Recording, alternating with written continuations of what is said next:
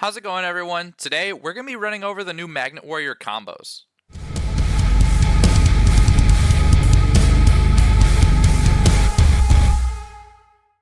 So after doing a bunch of testing, I've figured out probably one of the best ways to combo with pure Magnet Warriors. So I'm going to jump right in and show you how to combo when you open Conduction Warrior Linear Magnum, plus minus, and any other Magnet Warrior. In this instance, it's going to be Epsilon. Here's the combo to end with Imperion Magnum without Naturia Beast. In a technical one-card combo, like I said, Epsilon is going to be the additional Magnet Warrior that we're starting in our opening hand. So first, you start by summoning Conduction Warrior Linear Magnum. You send Magnet Warrior Sigma Plus and Beta, the Electromagnet Warrior. On resolution of this, Sigma Plus Chainlink 1 to summon Beta. Beta effect is going to find Sigma Minus. You're then going to activate Sigma Minus using Beta and itself to Fusion Summon into Conduction Knight Plasma Magnum. You're going to search Magnet Bonding off of that. You're then going to use Conduction Knight's effect, Foolishing Tellustrian for cost, in order to normal summon your Epsilon. Because this is Epsilon, we're going to send Alpha, the Electromagnetic Warrior, and then we are going to reborn with Epsilon's effect, Sigma Minus. Sigma Minus is then going to send Valkyrian to the graveyard. You're then going to overlay Epsilon and Sigma Minus into a Gallant Granite. Gallant Granite, you're going to detach Sigma Minus just in case something goes wrong. And then you're going to add Berserkion to your hand. From here, you can take a couple different options. I think the best way to go here is Magnet Bonding to get your Omni Negate on the board. So we're going to use Berserkion and Valkyrian from hand, Valkyrian from graveyard to Fusion Summon into Imperion Magnum. And then we are going to link away Conduction Warrior Linear Magnum and Gallant Granite into an IP Masquerena. We're then going to summon Tellustrian from our graveyard by banishing Sigma Plus and Sigma Minus. As you can see, the combo really isn't actually that complex. It's just your standard combo deck, and it's shorter than most, to be honest. But what happens if you open, say, an additional Magnet Warrior, or you get, a level 3 in your hand, or you open a Magnet Bonding alongside of this? When does Nat Beast come in? Well, don't worry, I'm going to show you. This combo is very similar to the last one that I showed you, except we have an additional Magnet Bonding in the hand, so I'm just going to fast forward to the point in the combo where this starts to turn into something different. There we go.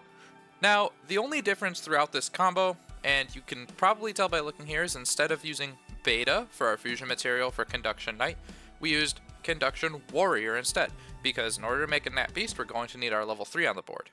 This combo also works if you open up a Valkyrion or a Berserkion instead of a Magnet Bonding. The only reason that we have the Magnet Bonding is to add one of those two to our hand in the first place, so we don't have to add it off of Gallant Granite. So going off of where we are with this board state, we're going to start by detaching Sigma Minus from Gallant Granite, and we're going to search Emancipator Researcher. We're then going to summon Researcher, activate Researcher's effect, grab whichever magnet. For right now, we're just going to say a useless one, so Gamma, and no Gamma effect here because we don't have a Magnet Warrior in the hand to special summon. We're then going to Synchro 5 into Nat Beast using either Gamma or Beta here and our Emancipator Researcher. We're going to use the other two monsters being either Gamma or Beta, whichever one you left on field, and Gallant Granite to go into IP Masquerena. We're then going to activate Magnet Bonding, searching whichever level 8 we need. In this case, it would be Berserkion. And then we're going to activate Magnet Bonding to Fusion Summon into our Imperion Magnum. And then we summon Tellustrian from our graveyard. There are a ton of ways to perform this combo, but this is pretty much the most linear version of it, and it's also the cheapest on your resources. So give them a shot.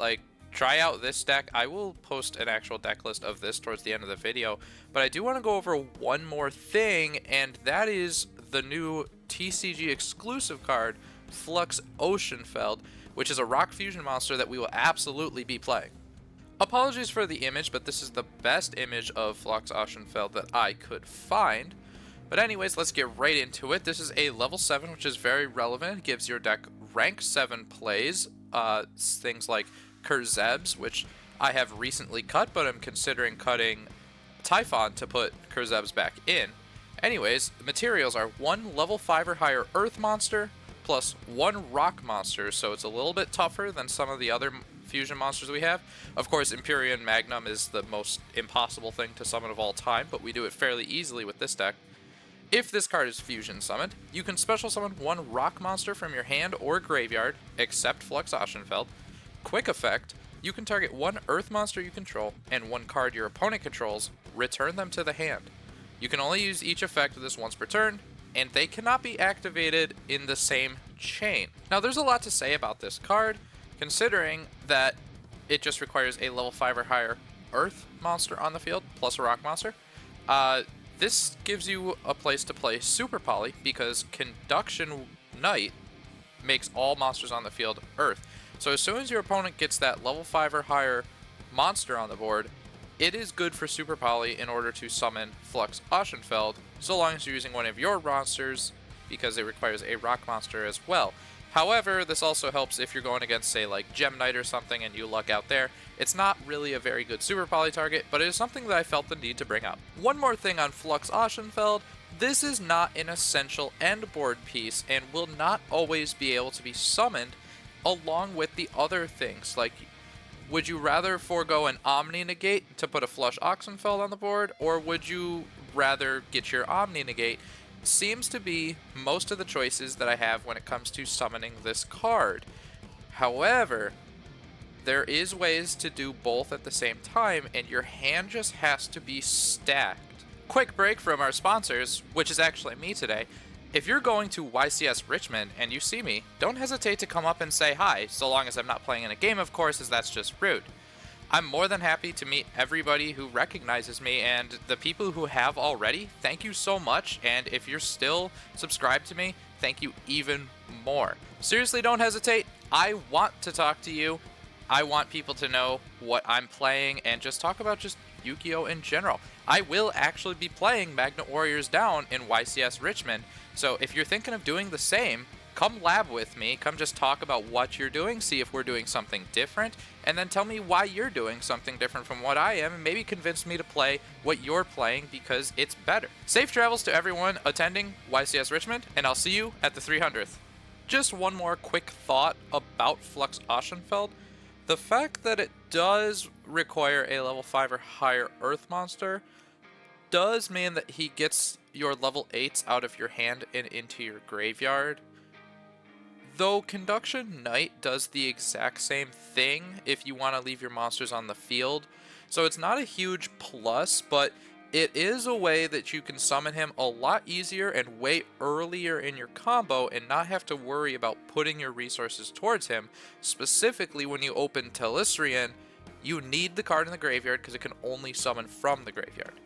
The deck list that I've currently been playing to achieve all of these combos has been 3 Magnet Bonding, 3 Adamantipator Researcher, 1 Valkyrian, 1 Berserkion, 1 Telursian, 3 Conduction Warrior Linear Magnum, 1 Alpha the Electromagnet Warrior, 3 Beta the Electromagnet Warrior, 1 Gamma the Electromagnet Warrior, 1 Delta the Magnet Warrior, 3 Epsilon the Magnet Warriors, 2 Magnet Warrior Sigma Plus, and 3 Magnet Warrior Sigma Minus, 3 Dominus Purge, 3 Infinite Impermanence, 2 Nibiru the Primal Being, 3 Ash Blossom Joyous Springs, 3 Mulcharmy Fuelos.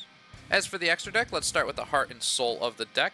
We have 2 Conduction Knight Plasma Magnums, 1 Empyrean Magnum Superconductive Battlebot, 1 Flux Ashenfeld, 1 Gorgonic Guardian, 1 number 55 Go Go Go Goliath, 1 Gallant Granite, 1 Kurzebs, the Gold Glutton, yes, I ended up putting it in before I even finished the video, 1 Naturia Beast, 1 Naturia Barkion, 1 Adamantipator Risen Raptite, 1 SP Little Knight, 1 IP Masquerena, 1 Gorgon of Ziphthonia, and 1 Underworld Goddess of the Closed World.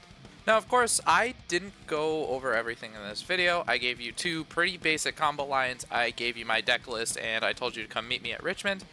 And honestly, this deck needs a lot more testing on my end before I can confidently give you other combos, because it is just so new, considering the premiere event is just a couple days from when I'm posting this video. So these cards I don't even have in paper yet, I just have little proxies, which means I can't really get any real true testing on them right now unless I'm just playing against my friends. But from what I've done, it seems very, very solid, and if you can take these combos, run with them, and make something better than I can, then go ahead, I would love that. Thank you to all my subscribers who have been here with me from the start, or even just the newer subscribers. And if you haven't subscribed yet, make sure you subscribe so you don't miss any videos in the future. And as always, thank you for watching, and I'll see you next time.